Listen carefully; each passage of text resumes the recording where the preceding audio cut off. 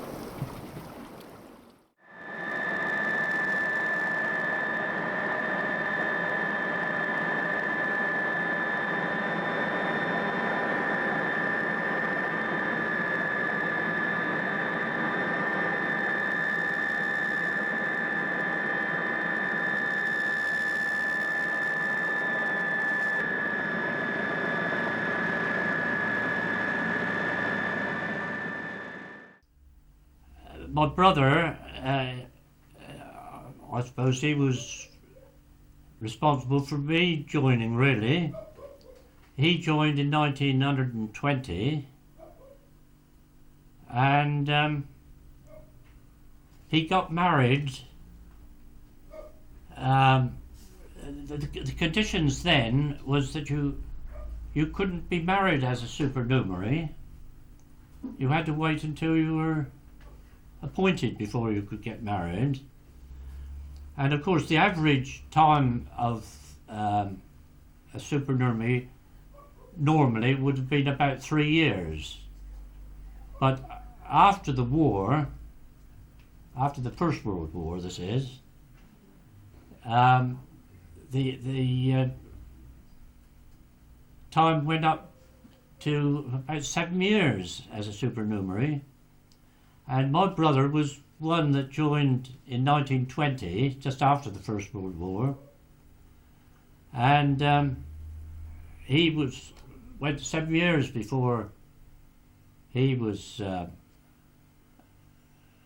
able to get married officially, but he got married unofficially after about 3 or 4 years. In fact, he had their first baby, well, their only child, during that time, but he had to keep it quiet until he became appointed, and he had to go through a ceremony again to satisfy Trinity House that he was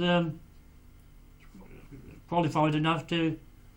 And it was, of course, it was during that time, 1928, it was probably 1927 that he was appointed to the Scilly bishop, and of course they had to move to St Mary's, Scilly Isles, and it was during that time that my sister-in-law went off to the bishop. I don't know what conveyance she had to get there, but she went aboard the lighthouse and went up on the British buoy, and of course came back the same way. And I've got a photograph of her. You've seen the photograph of her coming down, being lowered from the. I don't know who the keeper was, apart from my brother, and that he was there until that would be 1928, and his next appointment was to the Needles. He came back to the island, and it was from the Needles that he got fed up with the job and came out of it and started up on some other means of livelihood, and that would have been about the same year that I joined, about 1934 or 1935. At Tower Rocks, you did the Bishop Rock. Yes, Bishop Rock, yes. Was that the 2 months on time? 2 months on and a month ashore, yes. So 8 weeks on, 4 what weeks was on. that like? Well, 8 weeks is quite a long time out of your life, really. You go off there, and when you get back, your children are 8 weeks older, sometimes a bit more. But I was quite lucky, actually, in as much as when there was any amount of overdue, I always seemed to be ashore. I had more overdue time ashore than I had overdue time on the rock.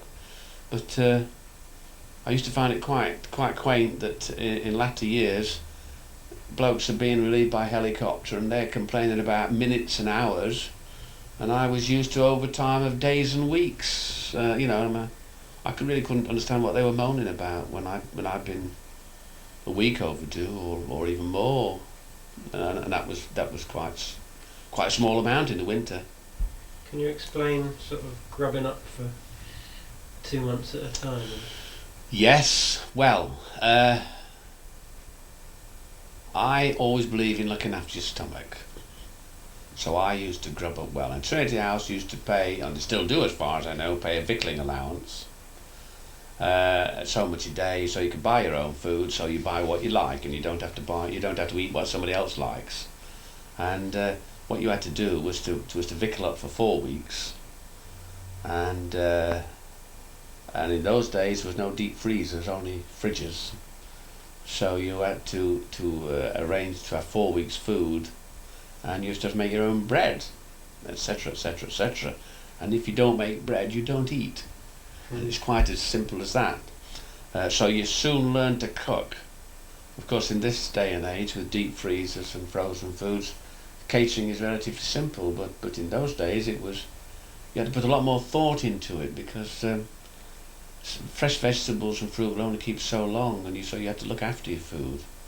And then you would take a month's food with you, and then you would arrange for another month's food to follow you in 4 weeks' time when the next relief was done. And in those days, rock lighthouses used to have a big surplus of emergency rations, so you could always draw on the emergency rations if you were long-term overdue.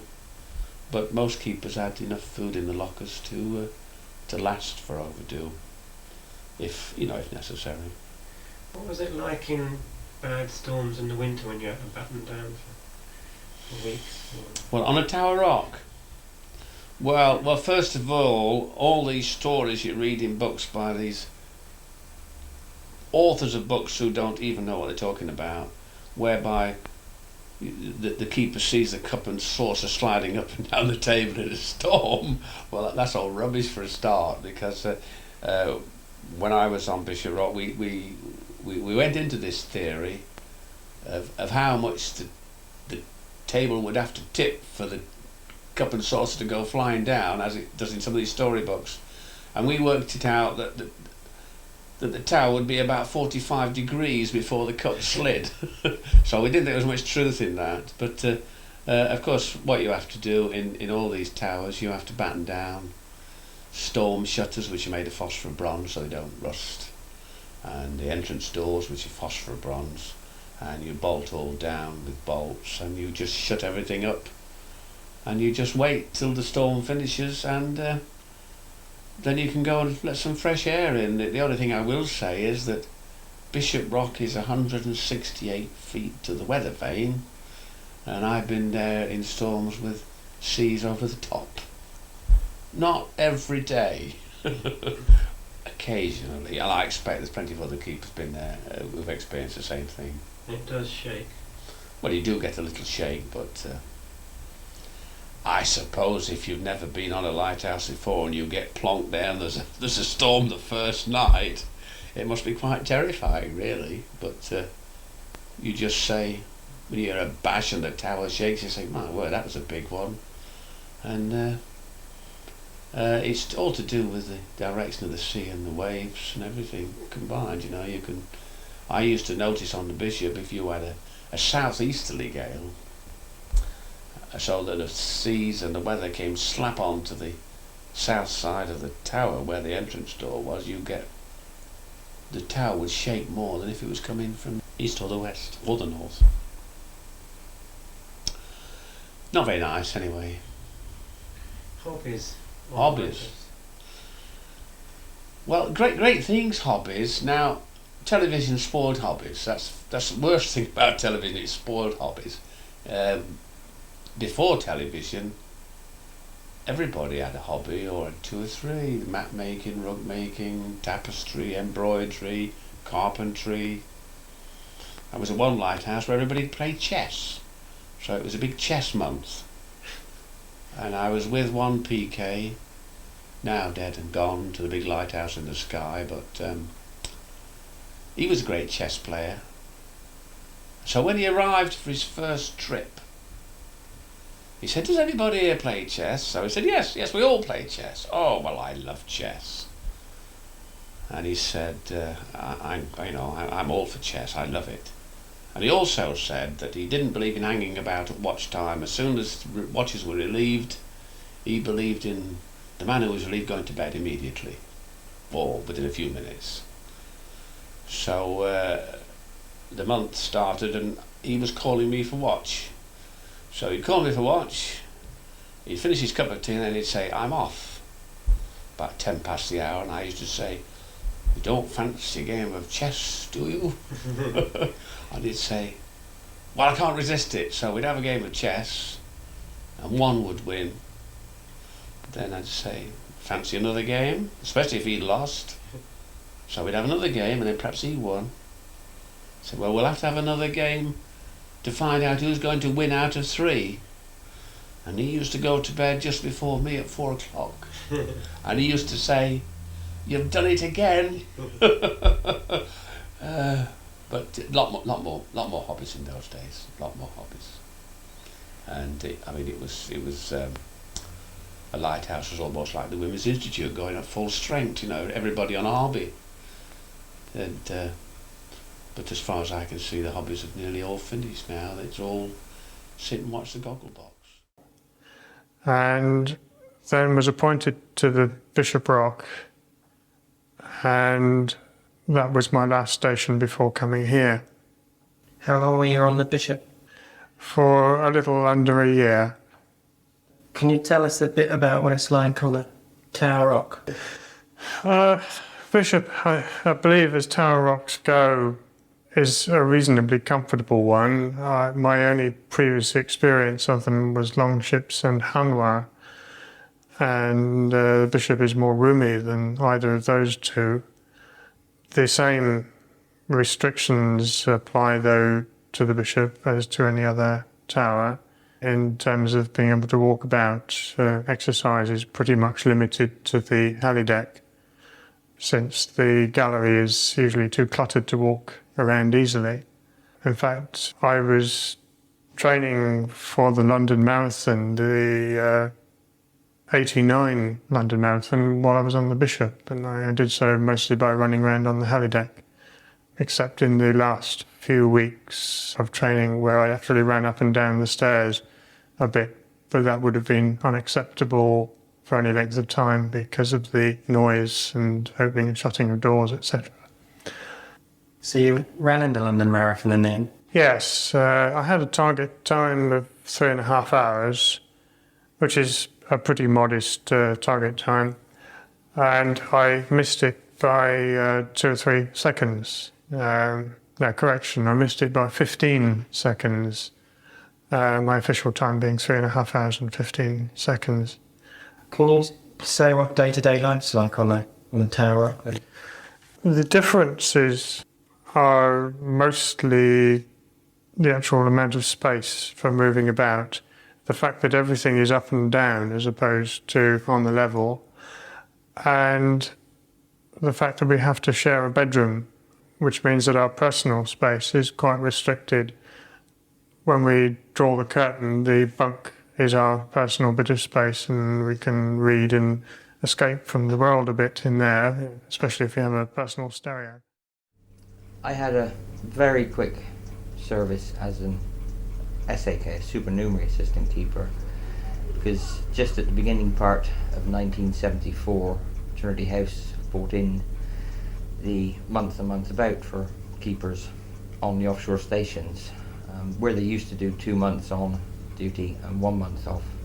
They changed it so that it was 28 days on, 28 days off. So a large number of additional keepers were required at that time, and I was one of them. And I was sent to Bishop Rock as a relief keeper for one out there who had to come ashore through suspected appendicitis. I went out onto the Bishop towards the end of November. Initially it was only supposed to have been for a fortnight. That fortnight came and went, and we went overdue by 3 weeks. During that period of time, Trinity House informed me that if I did my following month, then I'd be entitled to my 2 weeks leave, which SAKs were granted at that time. So I stayed out there. At the end of that month, it again went 3 weeks overdue, and it was nearly the end of February before I finally came ashore. Most of my family thought I'd left the world, let alone the service. Were you married then? At that time, no, I wasn't married, and no children or anything, so it wasn't too bad. It was quite a rough introduction to the service, and I suppose a lot of people would have thought, well, enough's enough, and left after that. But I knew quite a lot about Trinity House anyway prior to joining. I used to have a brother in the service as well, and so I knew more or less what I was letting myself in for. It was my first ever experience of rock stations, I could have done worse than the Bishop Rock. Is quite a large internal tower compared with most of them, so there's plenty of movement around. First going off out there, George Williams was the principal keeper and Larry Walker was the other assistant keeper. They could see straight away from the clothes I was wearing, if nothing else, how green I was to the service. And so when the first storm came up, which it does at that time of the year quite frequently, they proceeded to go around in life jackets and generally look extremely worried, which did my composure no good at all. And I don't mind admitting it, for the first time in my life I was absolutely terrified. The sea was hitting the tower, the place was shaking, it was going up over the top, and it frightened the life out of me. That initial fear, I suppose, lasted just a few hours, and then it settled down to basically the monotony of life on a tower rock. Was it month on, month off then? Not at that instant. That actually came into effect while I was on the tower. I was promoted to the rank of assistant keeper on Bishop Rock, and when I eventually did come ashore at the end of February, then it was 28 days leave and returned to Bishop Rock towards the end of March in '74. Prior to that, what was it? Prior to month about, it used to be that assistant keepers would do 2 months on the station and have 1 month leave ashore. Supernumerary keepers, trainees if you like, used to do 2 months on and only have a fortnight off, so it was quite rough on them at that point. But with the advent of month to month, it was the same for all ranks, be it AKs or SAKs. Right, back to the Bishop Rock. Can you explain what it's like living on a tower out to sea?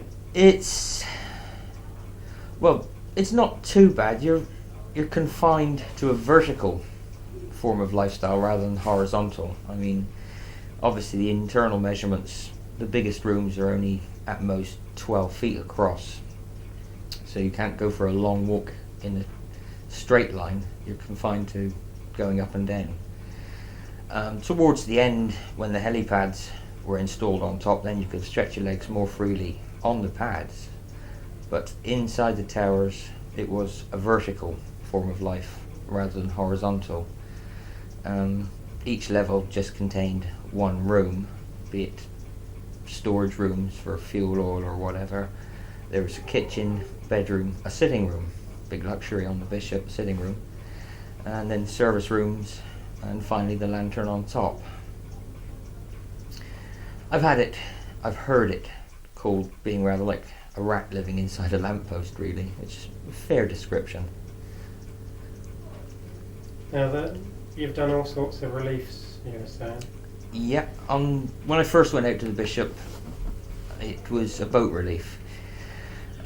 We used to have to cross to the Isles of Scilly either by the steamer Salonian or fly out on British Airways helicopter, and then we'd meet the local boatman, G. Hicks at the time. He knew the waters around the Bishop and around Scilly in general intimately. Never known a chap anywhere who could pilot a boat like him. He would take us out. At the time it was 3 keepers. When I first went out, it was 2 keepers would be relieved and 1 would stay over, and so it would change that way. But when it became month and month about, 3 keepers would go out and 3 would come ashore. You had to be reliant on the other keepers' abilities to get you out of the boat and onto the towers without getting yourself or all of your equipment soaked. And in all the time that I spent on the Bishop, the worst I ever got was wet feet, through using the winches anyway. It looked more hazardous than it actually was. Once you put the harness around you and engaged your feet in the strop, you more or less became part of the rope, and as soon as you were ready to be lifted, then the boatman's assistant would signal to the tower and they would winch you up, and it was no problem really, no problem at all. Was that hand winch or electric winch then? That was hand winches. There was, as I say, at the time there was always 3 keepers on the towers. 2 keepers would man the winch, and the third would handle the back line, which would be used to pull the keeper, the load, whatever, into the tower, where it'd be lowered down onto the set-off. The set-off itself was quite a narrow platform, I suppose no more than 4 foot 6 wide. So there wasn't a great deal of room, but providing everybody knew what they were doing and where things had to be, it was quite safe. Quite safe. And was it on this winch you had an accident? No, it wasn't on that winch. Bishop Rock had 2 winches. There was the one at the base of the tower on the set-off, and the rope from that used to go right up to the top of the tower and then down to the boat. The other winch was up at the top of the tower on the gallery, and that was a much heavier winch. It was geared ratio, whereas the bottom was just direct turning. The top one had 3 turns of the handle to actually turn once on the drive. And what had happened, at some stage or other, I don't know how it came about, the bottom winch had been damaged and had been ashore for repairs. Well, the day it was due to come back was also the day that the Blue Peter film crew were out there filming. That was with Leslie Judd. I think it was the first time they ever came out. So we'd winched all of them onto the tower. We'd also brought ashore, I think, about 5 or 6 mechanics, because the station was in the throes of being modernised, not automated, modernised. And there were 4 of us up on the top winch, and one of the last items to come back was the bottom winch. Now, the boat that we were working at the time was called the Baru, THV Baru. It was like a small converted trawler, and around the gunnels of this was a wire safety rope. And we'd just taken the weight of the winch onto the winch, and it had lifted off the deck. Well, unfortunately, the boatman had left it slip just a little bit too much and had gone underneath the wire safety strap around the Baru. And as this happened, so the Baru dropped in the trough of a wave, and basically it was just too heavy for us on the winch, and the weight of the boat put such a strain on it that through the gearing, the handles on the winch itself took off like propeller blades basically, and just threw us all off. And where I was working on the winch was the brake lever, and in attempting to go for the brake lever, I leaned over and the winch handles came around, hit me on the knees, in the right shoulder, and caught me in the face. It was such a blow that it temporarily knocked me unconscious, and I was told afterwards I was thrown about 6 feet backwards from the winch. The first recollection that I have of the incident afterwards was coming around down inside the tower in the service room to find the principal keeper, Andy Blower, on the phone to the depot, informing them that he was sending me ashore, not asking, telling them, and I needed medical treatment because it was such a blow to the shoulder that we suspected that the arm was broken. As it happened, it wasn't. It was just dislocated and badly bruised. I suppose I was very lucky. But I was helped then down through the tower, and I distinctly remember to this day seeing the faces of the Blue Peter crew sat in the kitchen, and I'd received through the blow a small cut on the face. It wasn't anything serious, but as you know, most facial wounds bleed quite profusely, and I had a lot of blood streaming down over my cheek, and the look of, well, I suppose abject terror on their faces, it was quite comical really. But yeah, I shall remember that. Did you go ashore on the winch then, or what? Yes, I had to go. The only means of getting ashore was from the winch. Because of the blow, my right arm was useless at that particular instant, so I was unable to climb the steps down onto the landing, so I had to be winched out from the doorway, which is some 50 or so feet above the sea level.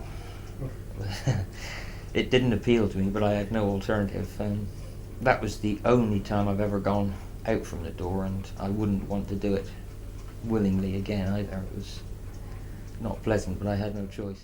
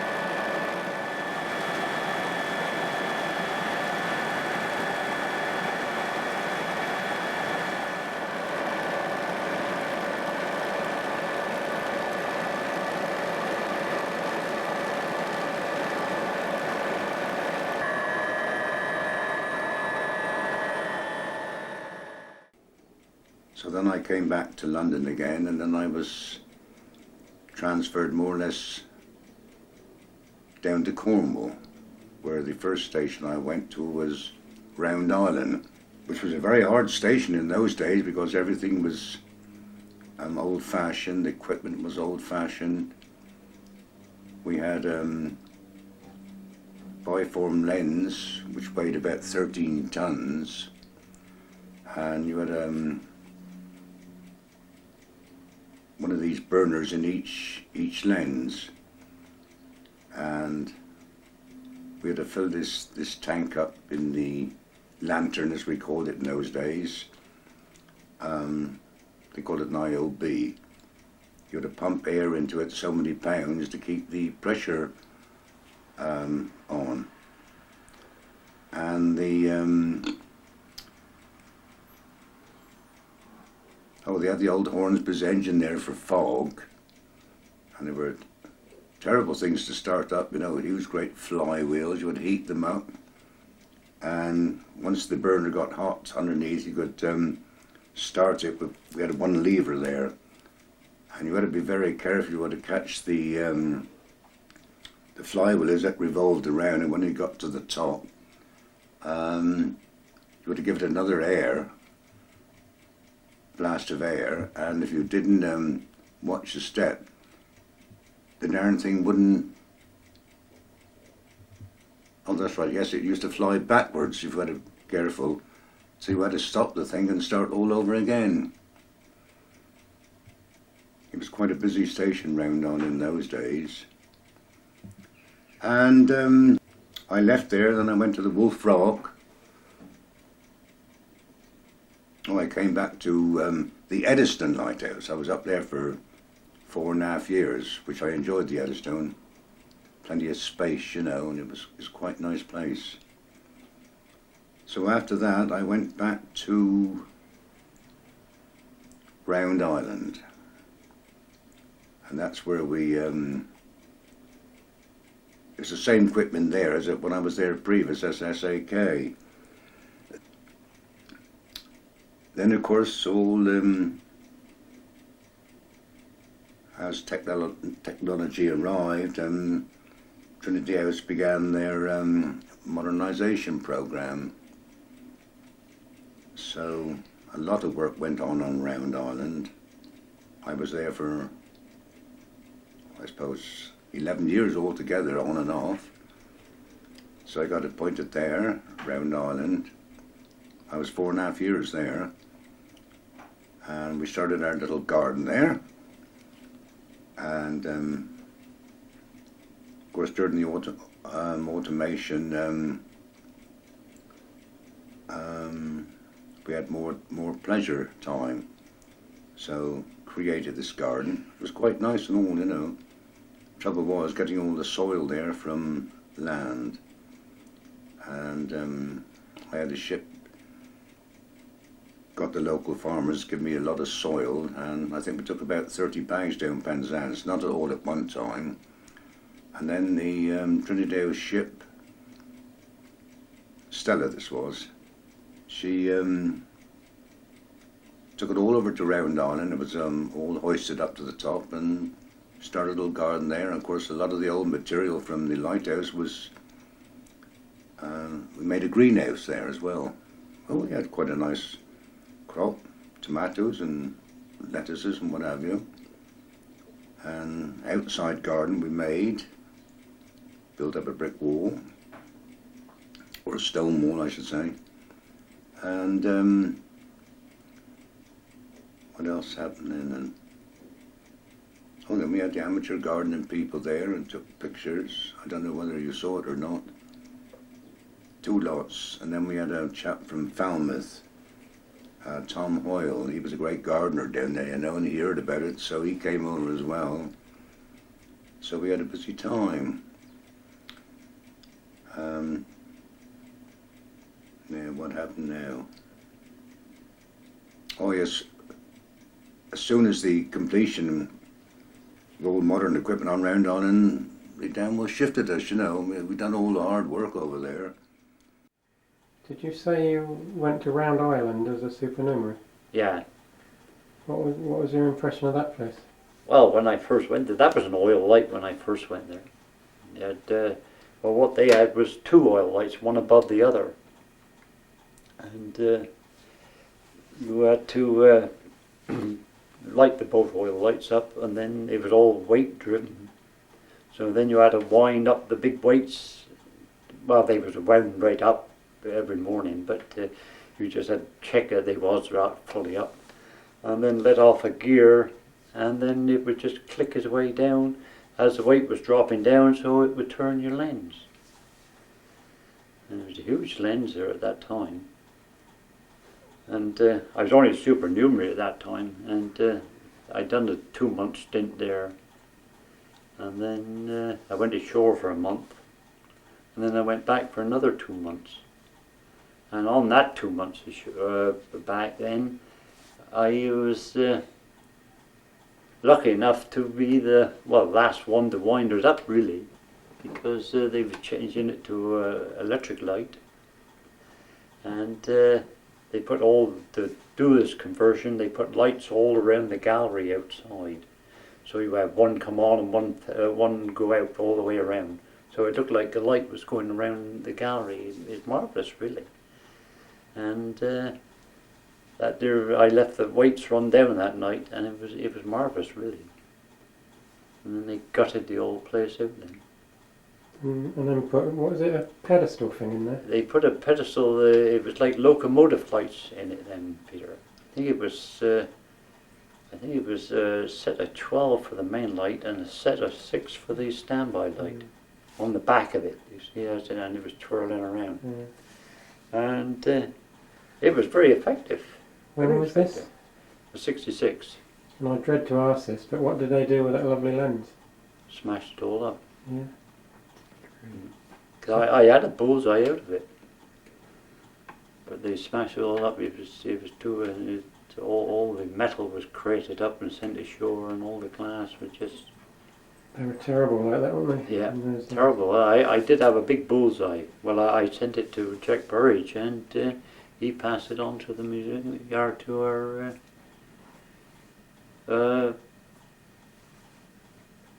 The association? Yeah, I think of the association, yeah. So they can have it in a museum or something. So you did the wind-ups there. Yeah. How many minutes did that run before you had to wind it up again? That was quite a long one. If I remember right, Peter, that was about an hour and a half. That was a long, long way down. And of course you never used to leave it run that long. You know, you say leave it run an hour and then you go up and take your time and wind it back up. Did it take very long to wind up? No.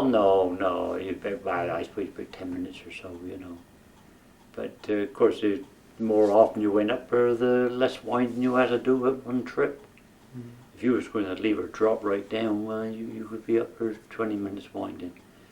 Which is, and he was a heavy wind, you know, he was a double-handed wind. He didn't like some of them, you know, he was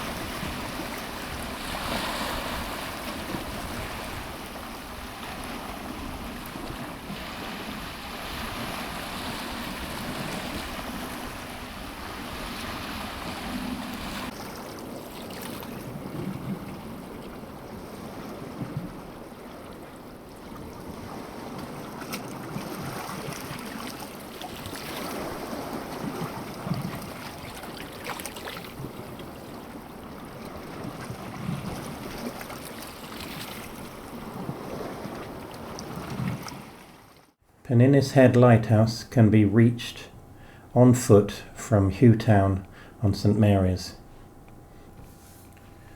To get to the lighthouse, you head out of Hewtown, head in for the hospital, and once past the hospital, you head on to King Edward's Road, which takes you right to it. Alternatively, you do a coastal walk and you go past it.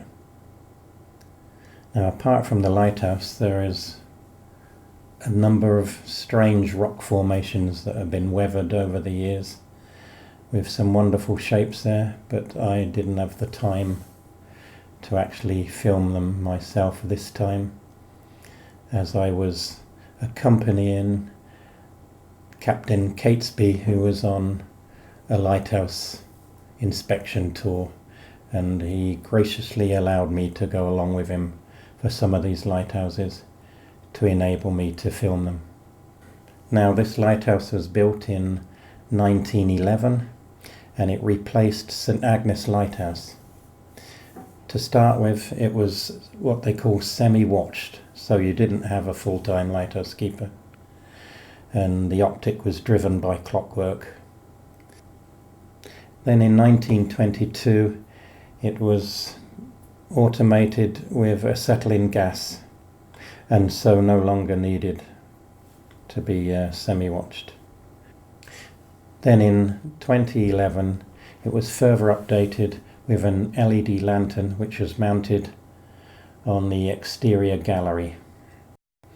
And the lens that you see in my video is still in situ but no longer in use.